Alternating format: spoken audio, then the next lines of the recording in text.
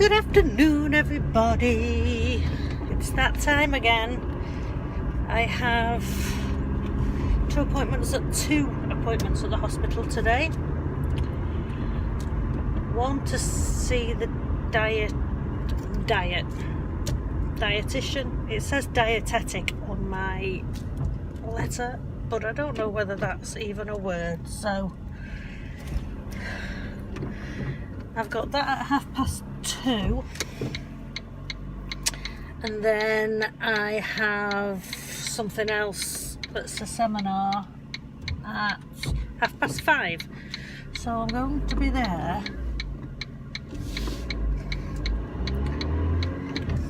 all afternoon.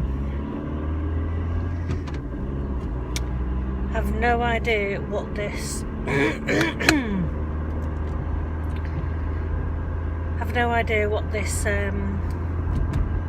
this is going to be about. I don't know what we're talking about. I have my endoscope on the 8th of June, and once I've had that done, I'm prepared, I'm ready. I'm just waiting for a date then, so I'm hoping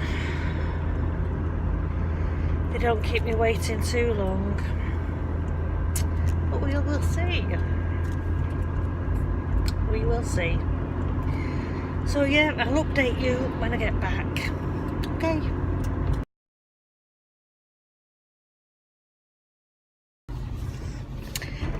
Four hours later, and I'm out.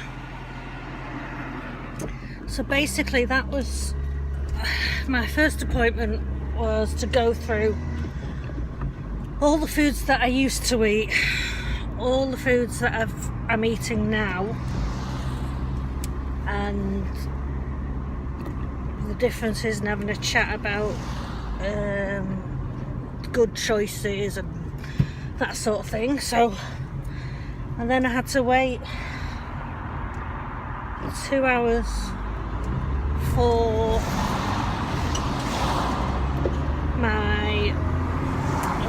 for the next appointment, which was like a little seminar about the liver reduction diet. So my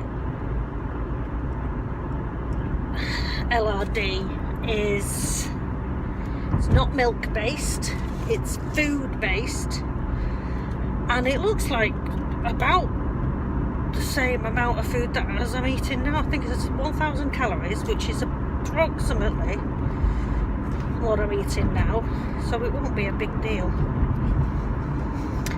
Yes, so we just went through that, and water intake and what fluids you can have and what happens in the pure. We've got 4 weeks of puree stage after the op, and then 2 weeks of soft foods, which is mashable foods, and then slowly start bringing in normal consistency foods.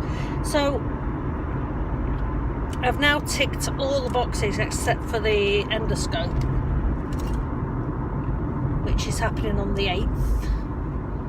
It's the 29th today. 30 days have September, April, June. So it's 31 days, so that's 2 days. That's 10 days. 10 days I'll have my endoscope done. And then I just wait. I'm waiting on a surgery date, basically.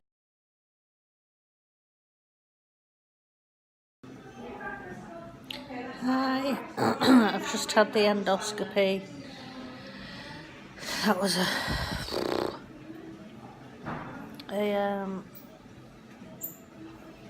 I've been sedated, so I'm not talking very well. An experience. But that's it. That's the last hurdle now until surgery.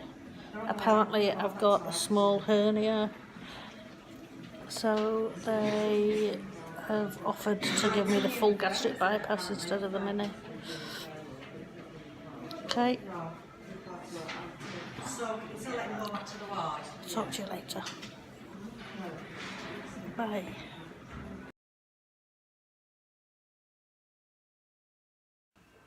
Hello. The last clip you saw was 4 weeks ago. Since I had my endoscope, I haven't had any contact from the hospital at all. So nothing's happening. The endoscope, well, should we talk about the endoscope? I wouldn't ever want to have an endoscope ever again, put it that way. Don't want to frighten anybody out there, but oh goodness me, I didn't like it one little bit.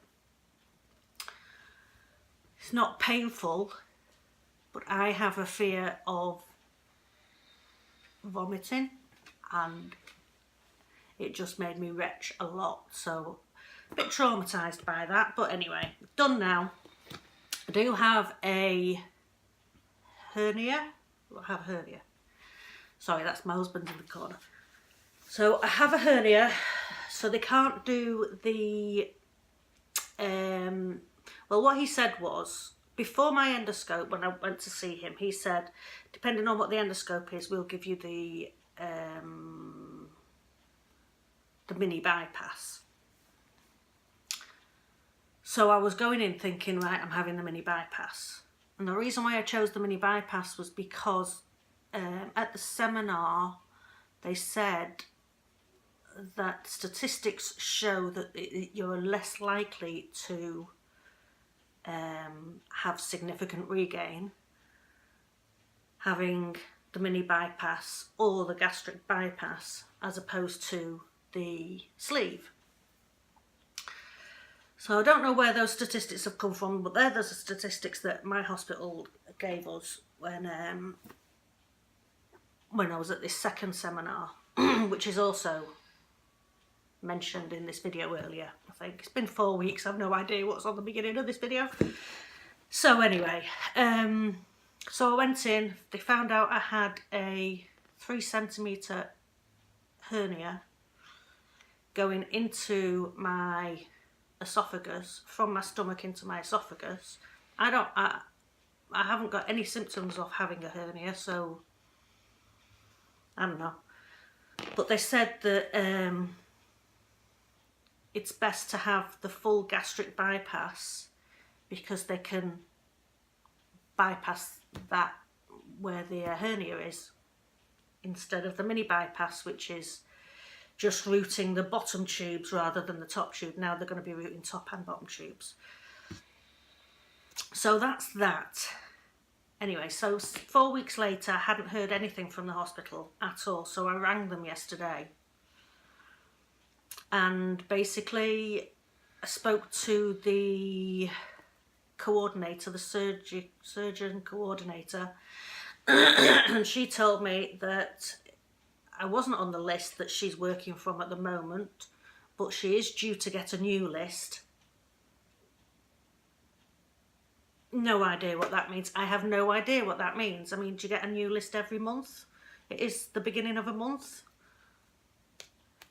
And so she said that it normally it can take 6 months after the endoscope to have the surgery. And she said that's putting you in November. November. So, what do I do between now and November? I mean, we're just about in July, aren't we? August, September, October, November. 4 months. So, I've decided to try and lose, instead of trying to maintain my weight, to try and lose.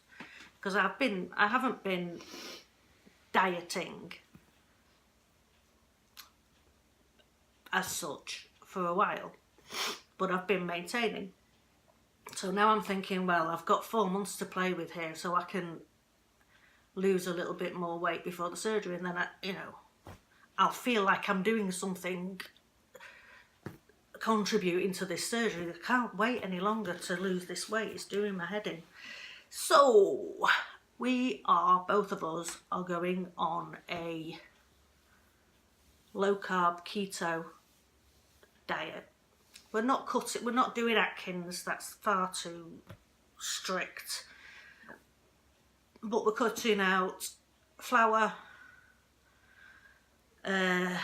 white carbohydrates, basically. So flour, pasta, rice, potatoes,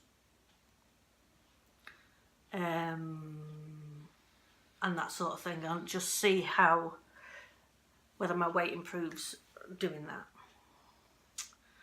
So that's it really. I might update this channel showing the types of foods I'm eating and if there's any weight loss, but basically it's just waiting until I still haven't officially got a date. You know, I haven't got a letter to say it's November. For all I know, it's January. Until I get that letter, I do not know what.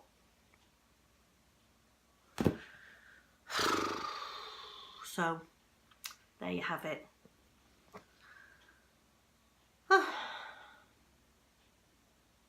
Hope everybody else is fine.